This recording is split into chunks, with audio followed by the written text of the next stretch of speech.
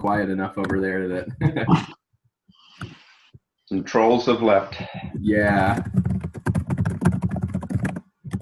All right, so there's the link if anyone wants to teletype in.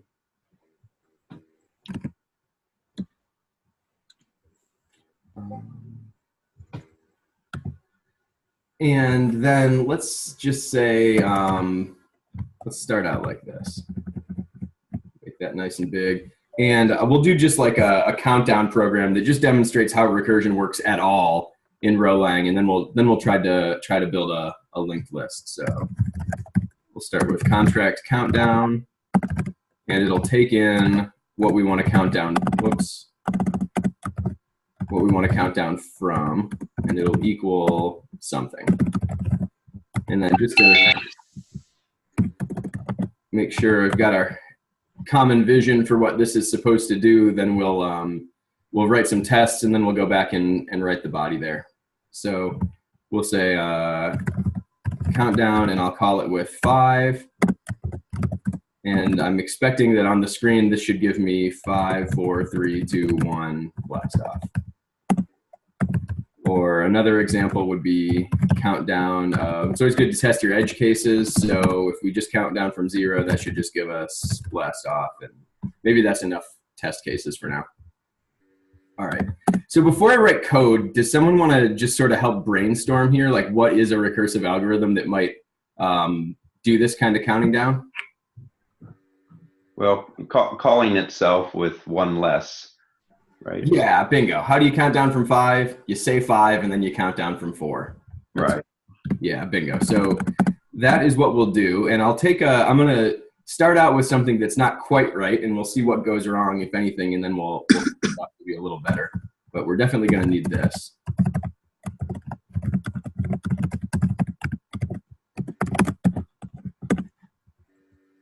I'll just put it everywhere.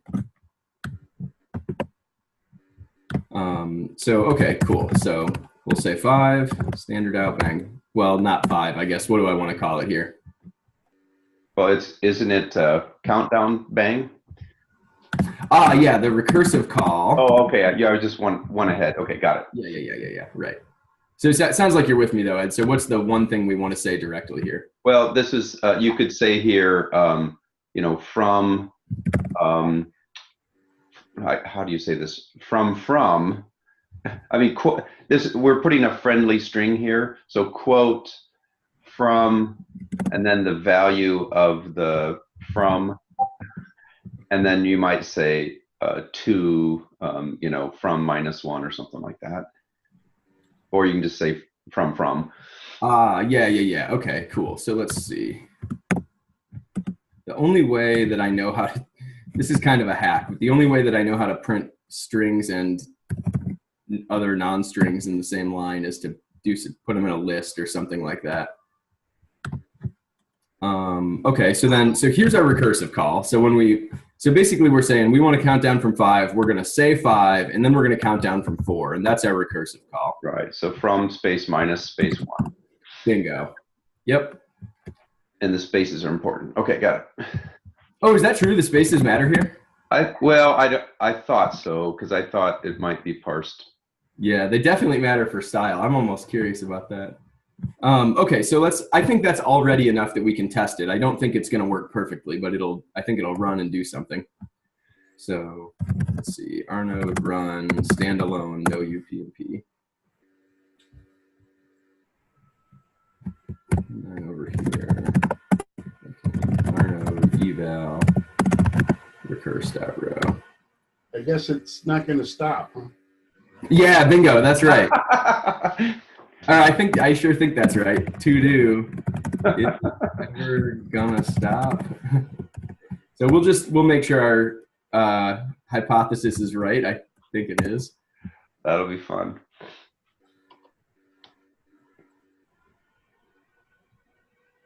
Oh, well, joke's on us.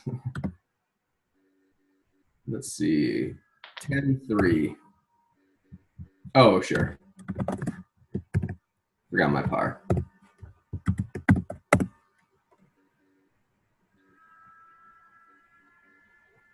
free variable countdown is used twice as a binder. Oh yeah, right. So what's the fix for that?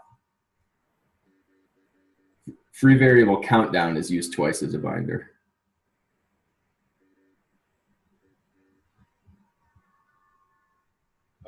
Equal sign? Ooh, good guess. Not quite. It's what it doesn't like is that I'm sending on countdown here, or that I'm trying to build a contract on countdown here. But it's like, yo, dude, what's countdown? I don't even know what that is. Oh. That's my problem. I forgot to declare that unforgeable name. All right, third time's a charm.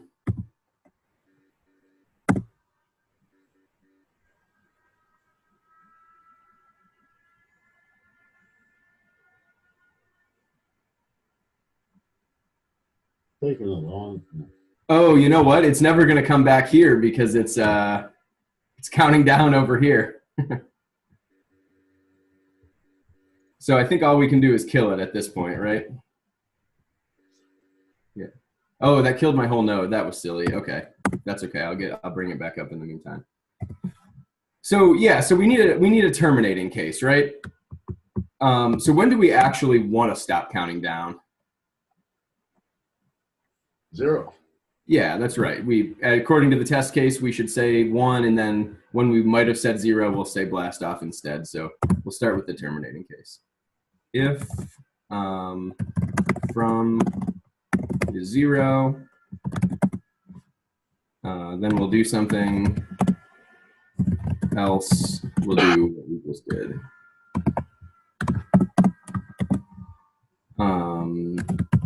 Standard out. Blast off.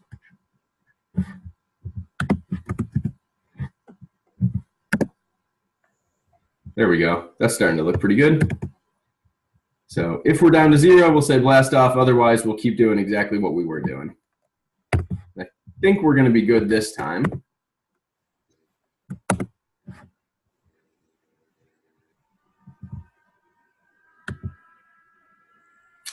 That looks pretty good. Sweet. 5, 4, 3, 2, 1, blast off. Okay, awesome. That's good. That's a simple recursive algorithm. We haven't done any kind of data structure or anything here yet.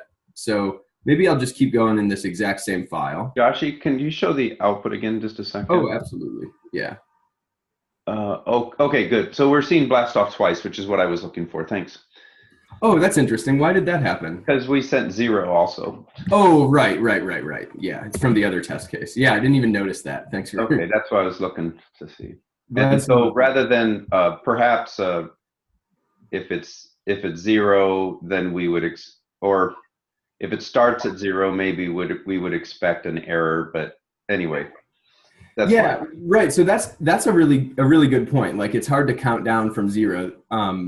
So in that case, we'd have to make like a countdown. We'd have to make one function, one contract that you actually call that does the like if we started with 0, give an error, and then we can do this nice like counting down. Yeah, but this is good enough. I just wanted to understand. It should be like less than 1 or something, or less than or equal to 0. Yeah. If they give a negative number. Yeah, and then it's probably a good idea to write a test case for that. Yeah, you could interpret to say 0 is immediate blast off. That's fine. Right. So, well, yeah, so what's our expected behavior with a negative? As it's written now, I think we'll just blast off right away. That's fine. Yeah, cool. Always best to write the test cases to match the code. Okay. Yeah, code-driven design, yeah. All right, so let's try this now. We'll make a contract called linked list here, and then we'll build up from that. So, did you save that? Did I save that? I did recently. Yeah. Should I pop it up somewhere? Yeah. I think it would be good to have that to go with the video. Yeah, totally. How about I drop it over here?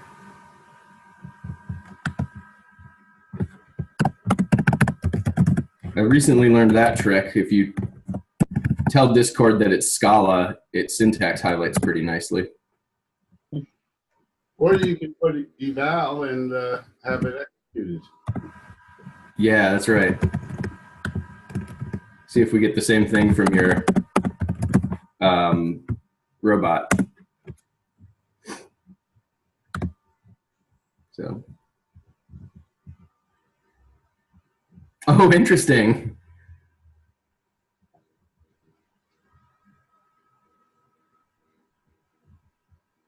All right, that looks pretty good. I think this one and this one were from our test cases of 0 and -1, and then the actual countdown was the interesting test case. Right. Yeah, it's cool that it pinged me for every output. I didn't realize that was going to happen. This is a pretty nice tool, Jim. Alrighty. So the idea with a linked list here is that we want it to represent something like all this data, A, B, C, D, whatever. But the way that it actually is going to work is that each item in the linked list has two fields, basically. I don't even necessarily know if we've established lingo for rholang yet. So each list node has, first of all, a piece of data, and then second of all, another linked list. And we'll call this one head. So this is like whatever piece of data is at the beginning, and then this is going to be called the tail, and that represents the entire linked list that comes after it. So if I looked at here, the data would be A, and the linked list would be this whole list. The tail would be that. Or if I look at this node, the data would be C, and the tail would be just this one. So let's see. We can put that up here, I guess. Contract,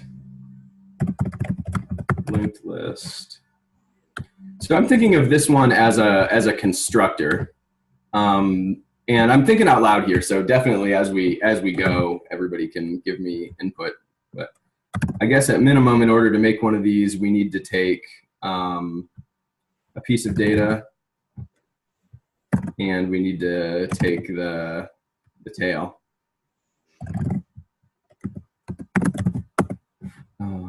And then I guess we should give it back once we've done it, or give something back. Okay, so anybody have any thoughts so far about how we might do this? We're definitely going to need to store a piece of data inside of this thing. Now, I thought the convention was the opposite, that your output parameters should be quoted as names, and the input should be plain. Whatever we get when we call a contract is going to come through as names. So return will be a name here. I know. Oh, yeah, right. Well, if I do this, then that makes return a process, right? And then I would have to @return bang, whatever the answer is. Whereas without, I can just return bang answer. Right. Or so if I maybe a better example is if I swap these, if I remove the ats from there, every time I want to do something with data, I'll have to star data. Right. Yeah.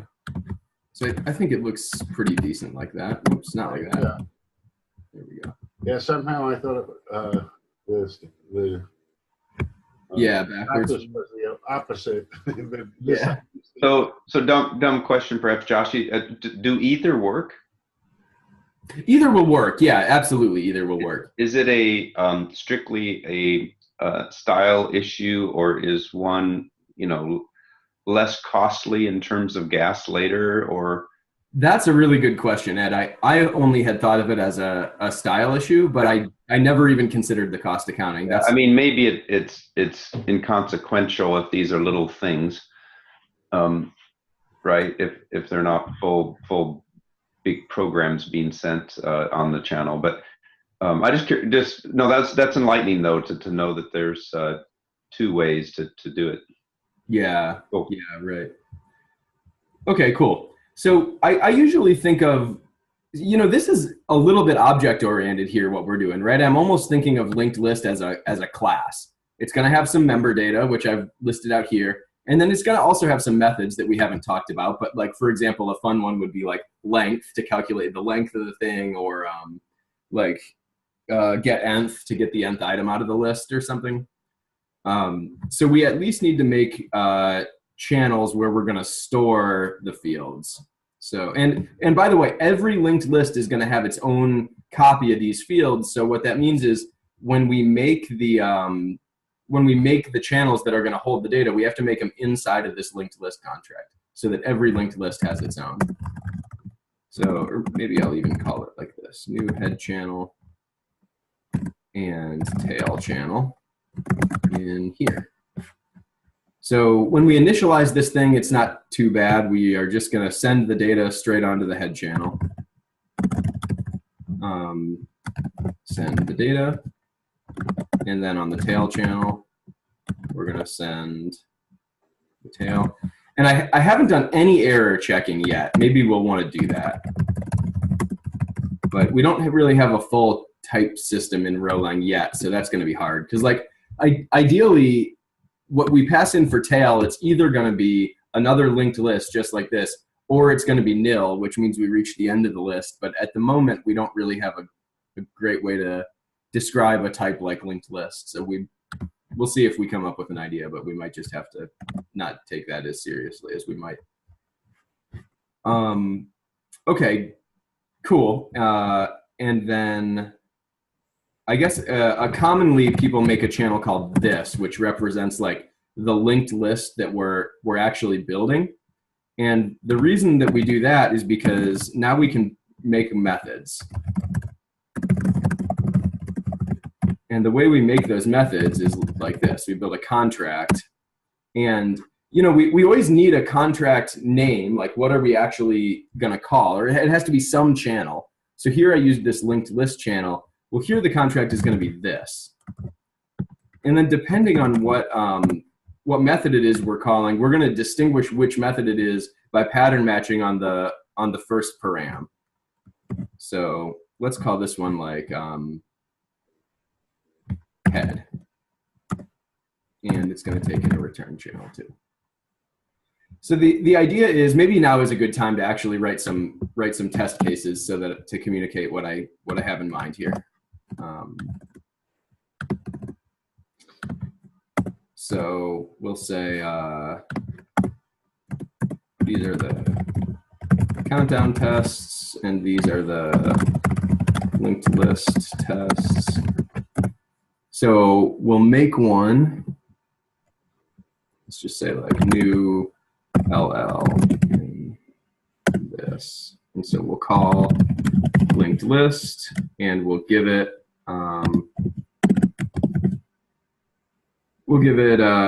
3 and nil. So this is a kind of a trivial linked list here, right? It's a one item list that looks like this. And then we'll get the head of that list. So, oh, well, let's do it this way. There we go. That's better. Okay, so can someone read this line in their own words? Because I stumbled on that a little bit. I almost forgot this last parameter. So what am I doing right there?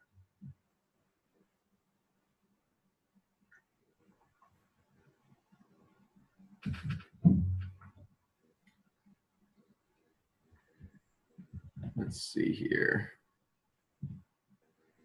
It's a call to the linked list contract. So my data, what data param did I pass in? 3. Yeah, bingo. Okay, yep. So tail, nil. So no tail. That's why it's a one item list. And then here's what I almost got tripped up on. Like in a more procedural language, you might have, like in Java, it would have been something like this: linked list LL equals new linked list of 3, nil. Right? In rholang, it's a little different. I have to give the return channel, and then I'm just going to identify this list by like where it came. Right? It came on. Something came back on this channel. So then I bind it to the name. We basically listen to for like whatever we want to call it. Maybe this is a better way to do it. Thanks. Yeah. shaking the rust off on for myself. No, it just lowers the confusion. Yeah, right. That's going to be better. So we're going to get back this linked list from the intermediate channel that we asked for, and then once we get it back, now here's where we can actually do all of our like testing kind of stuff. So we can call LL and we'll send whatever method we want to call, which is head. So I want to get the head of my linked list, and what do we actually expect the head to be?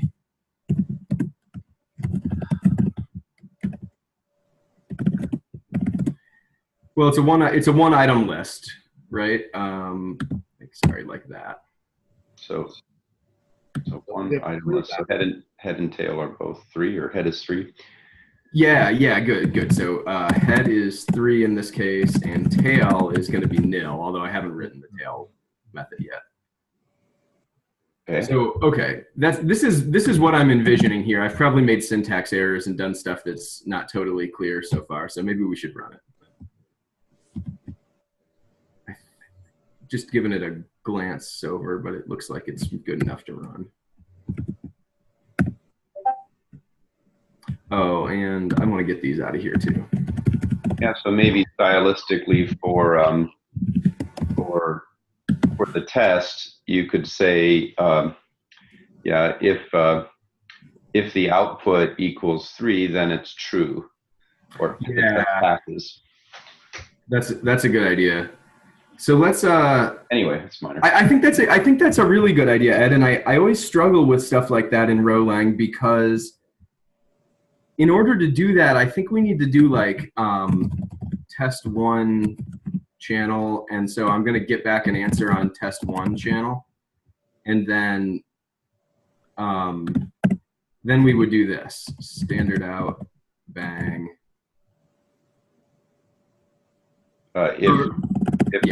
If the value at test channel equals 3, then true, and then standard out true or whatever. Yeah, for result 1 from test 1 channel. Then we can standard out result 1 equals true, or just probably that, I guess. For result test channel, but where do we say if it's equal to 3? Because we want to hard code 3. Oh, yeah, right there. Oh, I got it. Okay, so then is there a par before that last 4? Thanks. Nice. Yeah, good. I think that's going to work. So this is definitely better, right? Like you want to see your tests just come back true. That's nicer for sure. I just wonder if I have to do like all this stuff with all of the 4s and everything each time. Let's see how this scales. This might be a good idea.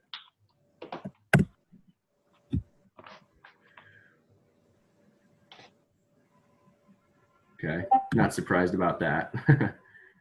1921. Oh, I never even wrote this.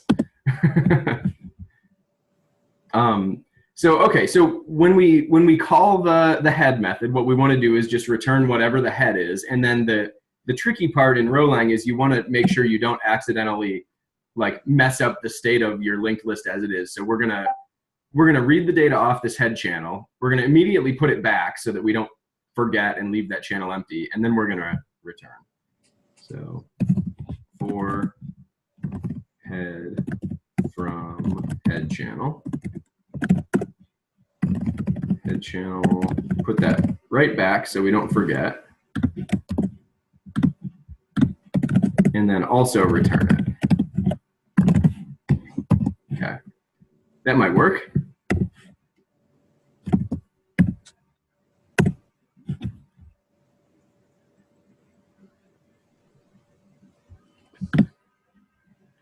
Oh no, still 1921.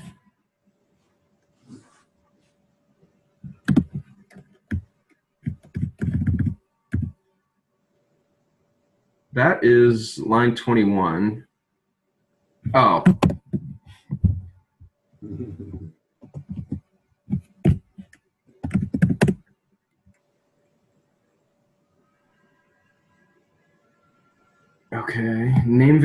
pull result 1 at 3811.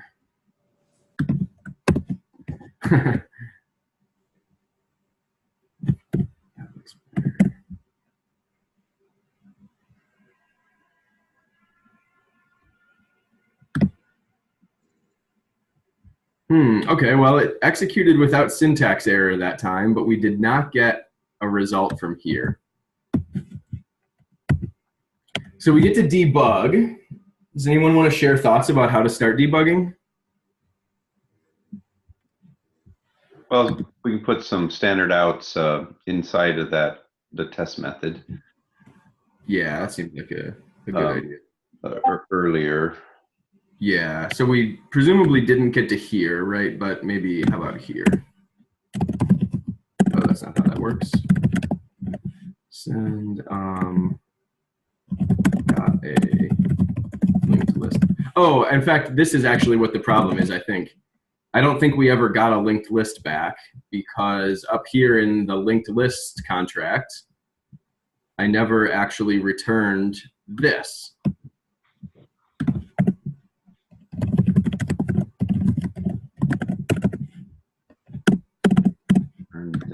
This.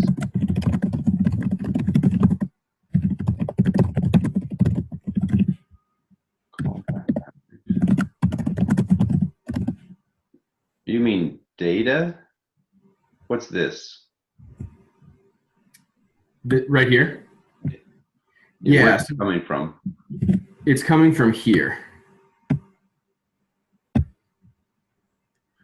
So, yeah, it's kind of trippy, right? So I'm thinking of this, by the way, most of my background is in object-oriented programming. So Yeah. There might be better ways to do this, and I'd love to learn them. But what I'm thinking is, I'm thinking of this linked list contract as a constructor. And every time we call it, it's going to make a new linked list, and it's going to give us back a linked list. And then that linked list has methods that we can call in it. So like in Java, you know, it would be ll.head or something like that. But the way we're going to call it is ll bang, and the first param is going to be head. And then the rest of the params that we need for that actual method to call. So it's an arbitrary, unforgeable name that's created with the contract that you can use to identify the methods. That's right, Jim. And in fact, every time I create a linked list, we're going to get a new one of these arbitrary, unforgeable names, and it's going to have its own methods on it. Because if you notice, I built the head method on this. So if we later create another linked list, we're also going to create another head contract that will give us the head of that other linked list. Thank you. Okay, that helps. Yeah. No problem. So I think, I mean, you know, let me give you my current understanding, and then maybe we'll see why I'm wrong soon. But I think this was never going to fire before because I called up the linked list contract. I said, hey, make one of these things, give it back to me on LL channel. And then I waited for something to come back, but nothing ever came back on LL channel because up here, LL channel is known as return, and I had never sent anything on it before. So this is, we're actually starting to see my like general pattern of object-oriented programming here, which is these three things. You have to give back the object you created, you make state channels for any of the data fields, and then you build each of your methods. So, okay, anyway, now that I've explained that, let's see what I'm, let's see what, if anything is wrong.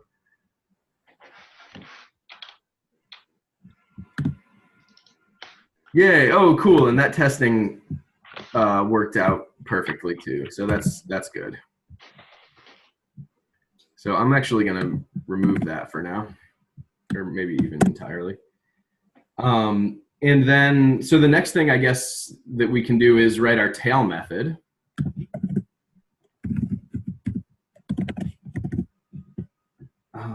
Contract.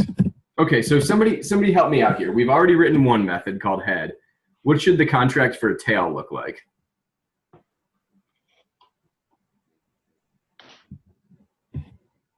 I guess it could be the same thing except at the tail channel.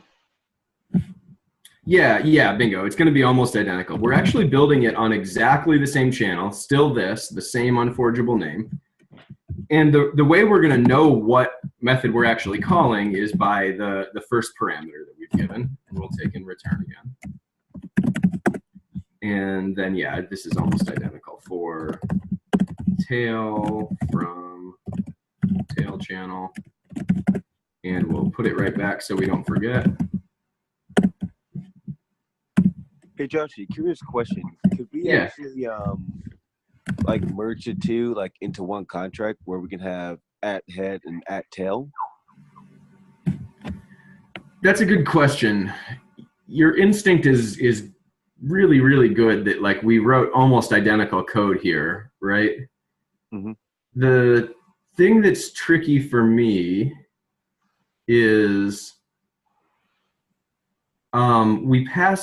this comes in as a string, and I don't know of any way to turn that string into like a channel name.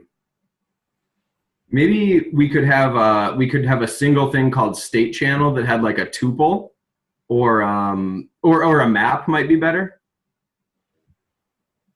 That's a really good question that I think is worth thinking about. I have a slight preference toward writing a more interesting method before we dive in on how to make that simpler or less repetitive. Yeah, I think you're exactly right, though. Yeah, I think it could be done. And if we had what's effectively, a super type, it could be more a polymorphic kind of a first parameter.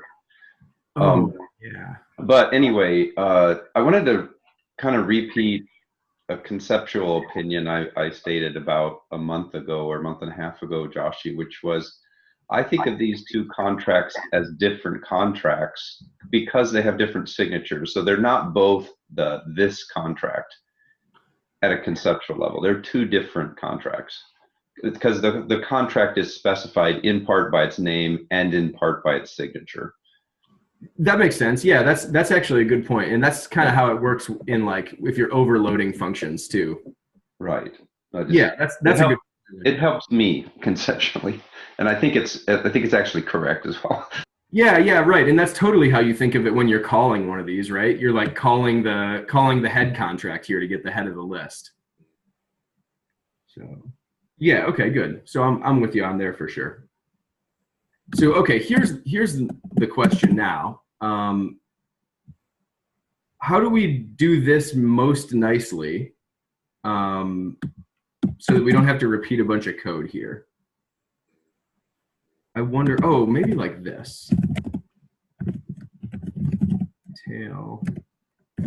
And we'll call this like test2 channel.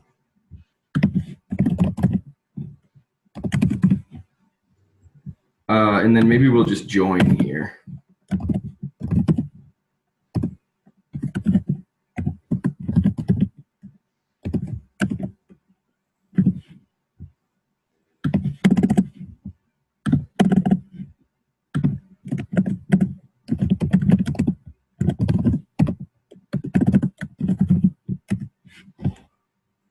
So I was thinking of like kicking off all my tests right here, collecting all the results on this join, and then printing out all the results of all the tests. Do you need the par after the tail?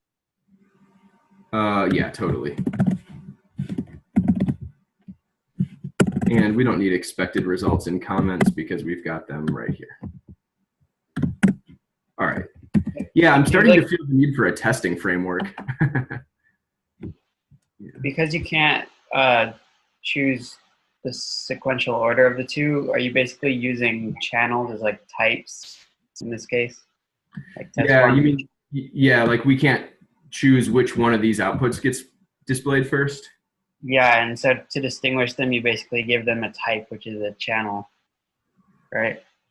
Yeah, that's basically true. Like I know for sure that whatever I get back on this channel is going to be the result of this test. But now that you're bringing my attention to it, if I get like false true on my terminal, I'm not going to know which test failed.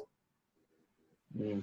You're right, because it could have been either of these. So maybe we better do test one.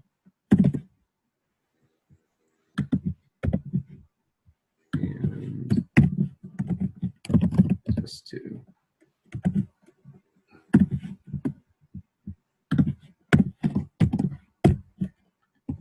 let's see what we get here.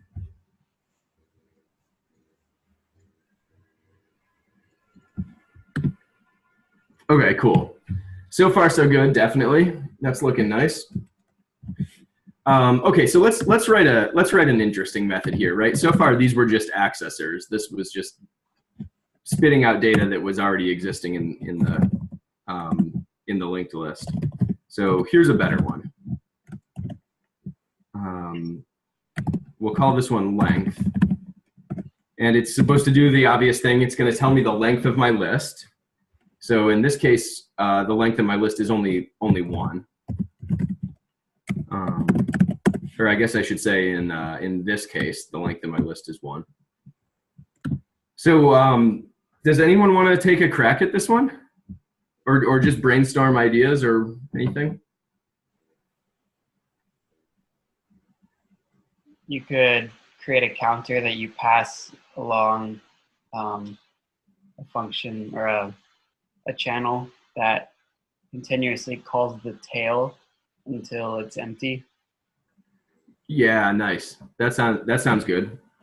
So we're basically going to recurse. We're going to recurse all the way through the list, and the idea is that if I'm given some list and I don't really know what it looks like, I just know it's a linked list. Its length is going to be 1 more than whatever the length of its tail is, and so we can calculate recursively like that. So let's start with our terminating case. That's always a good idea. So it's going to be if something, we'll do something here, else we'll do something different. So how do we know if our linked list is a trivial one, if it's like empty, doesn't contain anything? We need to pass it. If nil, then The current length. Oh yeah. So there's a couple. Yeah, we could have another helper here where we pass in the current length as we're going, and that would be like sort of tail recursive. I actually don't know enough about rholang to know the performance benefits here of that. So let's think about it like this.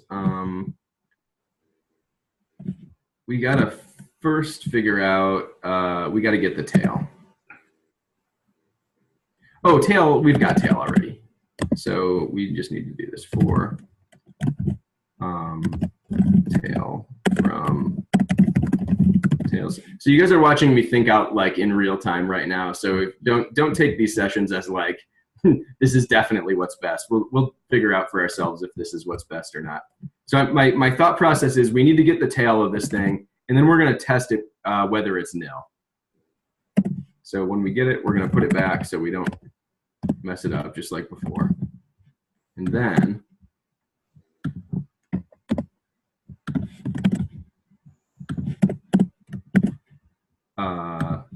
if tail is nil, then the length of this thing, if its tail is nil, that means the list we have here was exactly 1. Else, and here's the interesting part, this is the recursive call. So if the tail was not nil, that means there's more list over there, right? So then what we'll do is return, oh, we've got to do this let thing again. Let me cut to the punchline, and then we can figure out the nicest way to do it. What we ultimately want to do is return 1 plus the length of the tail. So if it were just a function, I would just call it right here like this, length of the tail. But I think what I actually have to do is something like new tail length in. A couple of weeks ago, Keith from Test Loop was on here complaining about this very thing. So then we're going to do for tail length from tail length channel. And then the final thing we have to do is actually kick off that computation, which is going to be like this. Tail send length.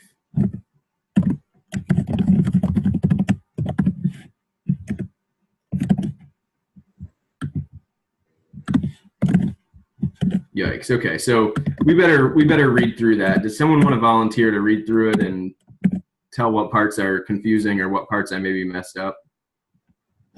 I'm not 100% sure it's right.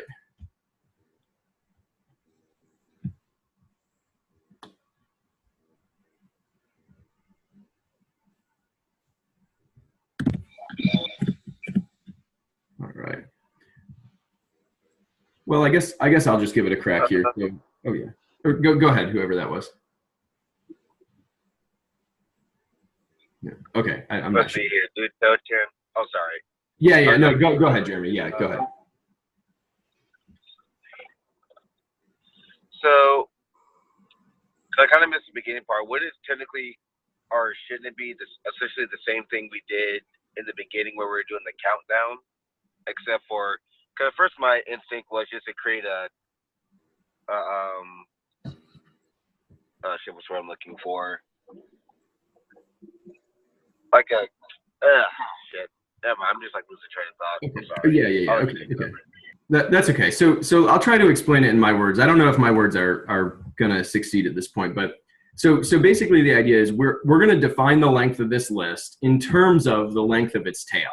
The tail is the whole rest of the list that comes afterwards. So we know that however long the tail is, this list is just one more item longer than that.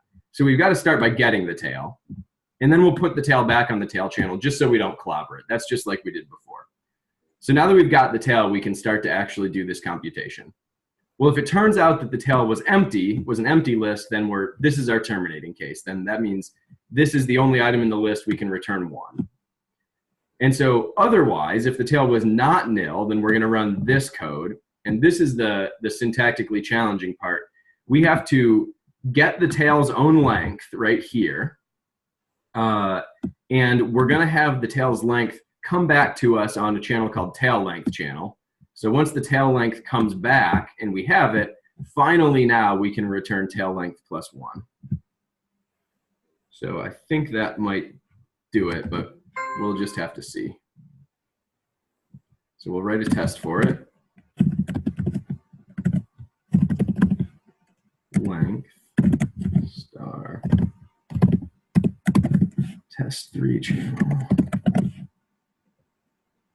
And we'll add to our join here, result 3 from test 3 channel.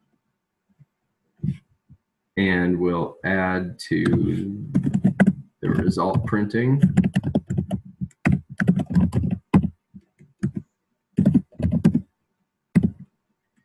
And then so here's our test list we created here. We created a 1-item list like this. So we expect that the length of this thing is 1. And let's just see how we're doing. Fingers crossed, but we'll see.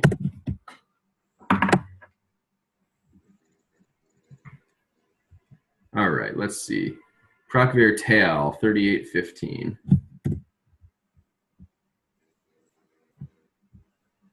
So it's in our length contract. What was the error message? Procvar tail at 3815 used in name context at 4615. Yeah, I was confused about this. Like, are you sending data on the tail like it's a channel here? Yeah, that's a good question. So what actually do we expect tail to be? Tail should be either a linked list or it should be nil. And if it's a linked list, we should be able to send on it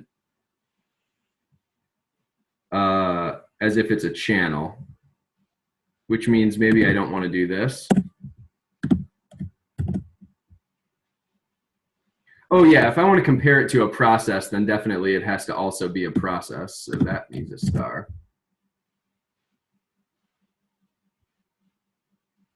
Does this I'm getting a little confused around here too, because I'm struggling to make this recursive call right here. Right? What I want to call is this same thing in the tail. Yeah, no, that makes a lot more sense. So okay, yeah, let's just see if that fixed it.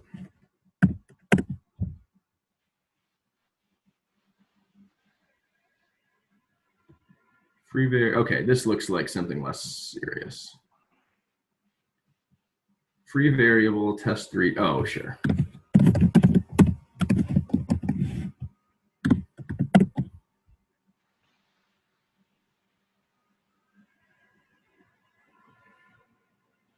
Tail length at 4829.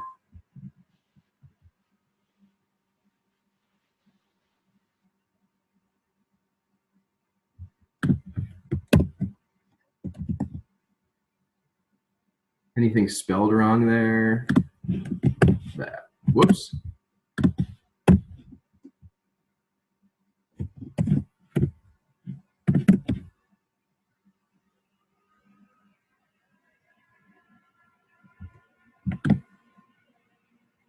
Okay, whew, that worked. My thought process now is that that wasn't the most interesting test case only because it wasn't the most interesting list. We just have this single linked list with a single item. So we've got about 9 minutes left. Does anybody want to try to give me ideas about how to make a longer linked list, maybe a linked list with 2 items? What if, like, know how, or I wonder if when we put the initial list back, if we put it back and then add like another integer to it, for instance, can we do that method?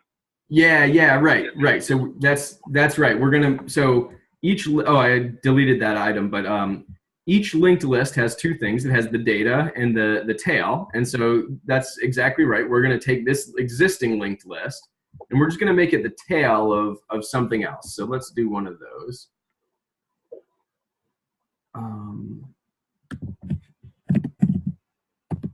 So the naming convention is not great, but we're getting there. So we're calling this constructor contract to make a new linked list. We'll just say its value is 2.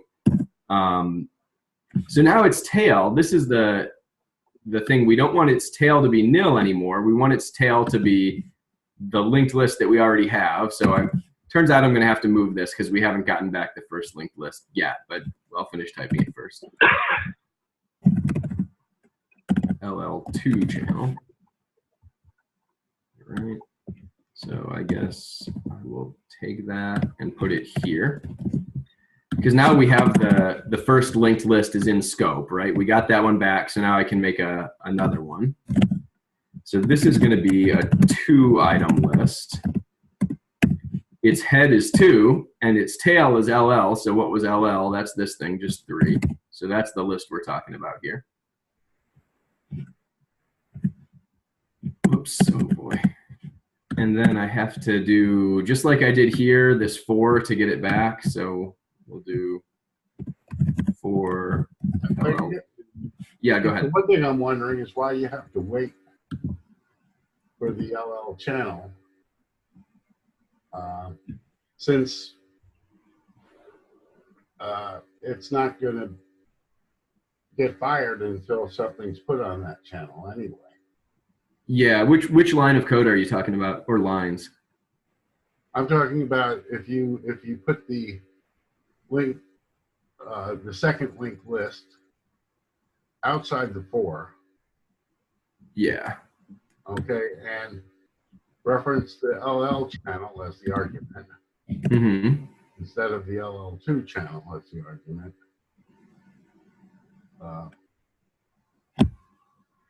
Yeah, I think so. So let's try it out and see what happens. I think that it's gonna not like having LL here because the name LL doesn't get defined. Right, it has to be LL channel. LL channel doesn't have a linked list on it though. It's just something that's gonna communicate a linked list back to me. Right, and that's what you want to put here is that linked list. Yeah, I want to put the linked list, but not the channel on which I'm expecting to get a linked list. Right, I want to put the thing that I get in the mail, not my mailbox. So well, let's just try it out and see. Let's see what happens. So so like this, I guess, right? Right. So that when the first one writes to the LL channel, that should fire the second one. So I think, yeah, we give this first one the LL channel, right? We know that its job is to send us a linked list back on LL channel. But then here what we've put is an actual channel itself, not the linked list that we got back from that channel. So, okay, well, anyway, let's just see here. How do I write my tests? Yeah, because like at some point I need to, well, yeah, I guess let's just do this. So we're going to get this second linked list back from its channel, and then we're going to indent everything. Looks Okay, like maybe. So that's not going to give us the whole thing. It doesn't work. Yeah, that's my fear. Yeah, because wait. Okay. Oh. We can finish writing these up though. And test 4 channel. You got to make that thing. Test 4 channel. Par there. We got to add it to the join. Result 4 from test 4 channel. Okay. And then finally, we need to print the result. Standard out. Test 4. Result 4 equal. Okay, so what should the length of this second linked list actually be? That would be 1. The head is the original, should be the original list. But we don't have a test 1 channel anymore. The test 1 channel is here. That should give us back, because the head of the first linked list is 3, so that should still work. Right, but where does where does the value of test 1 chain come from? We don't set it. We call up the head function and say, give us an answer back on test 1 channel. Oh, wait, never mind. Yeah. Cool, and then we received it here. So we just built this second linked list. It looks like this. And so then the question is, what's the length of that list?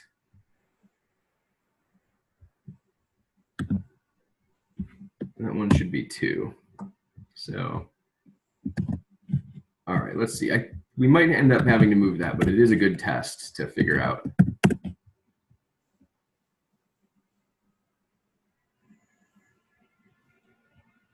Used in process context at 6720. Okay, so I'm just going to grab this and put her here.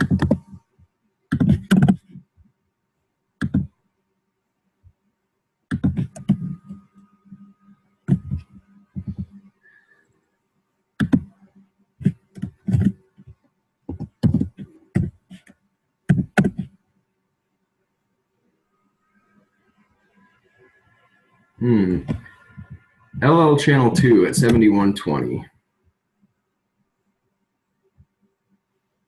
Oh.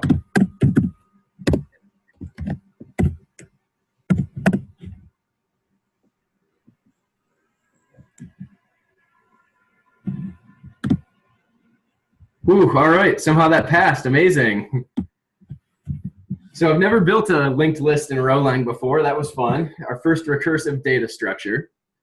So I'm gonna drop this code. Maybe I'll strip the countdown stuff out, and I'll drop that onto Discord and solicit feedback. And in particular, I'm starting to realize that this is not a sustainable way to write tests. So I'd definitely be open to thinking about how to better write tests. It's 11 now. Is there any last thing we should talk about before we get going? So I'm just thinking, as far as the recursive data part, each tail, since it's also a linked list, also has its own set of channels, right? Does that get inefficient after a while? And can you imagine any way that we can make that more efficient? Yeah, like each one of them has these 3 contracts on it, right? Yeah. Yeah, so those are all going to be in the tuple space. So the amount of tuple space pollution here is O of n in however long your length is. your list is. Yeah, like a worse way than it needs to be, because you probably don't necessarily need to call these functions on each data point. You could probably just like have some global function set that could call the data without that's a good point. Yeah, right. Instead of, so like my being stuck on object-oriented programming made me put these inside of the linked list, but you're saying maybe they could be up here, like contract length of of linked list, and then it takes in like some linked list and a return channel or something like that. Yeah, and I guess the linked list could just contain less channels. Yeah, this seems like a good idea. Yeah, I like that idea. Maybe, Jay, do you want to give that a crack over the week and talk about it next week? Yeah, I'll try it out this weekend. Okay, cool. Yeah, that would be great. Hit me up on Discord too, or better on CoLab or just on the public Discord somewhere. You know, that'd be cool. We can all work on it. I think that's a good idea, because that's going to give us way fewer methods stuck in the tuple space. Yeah. All right. Well, thank you everybody for attending the office hours. I will see you guys next week. Thanks, Joshy. Thanks, Joshy.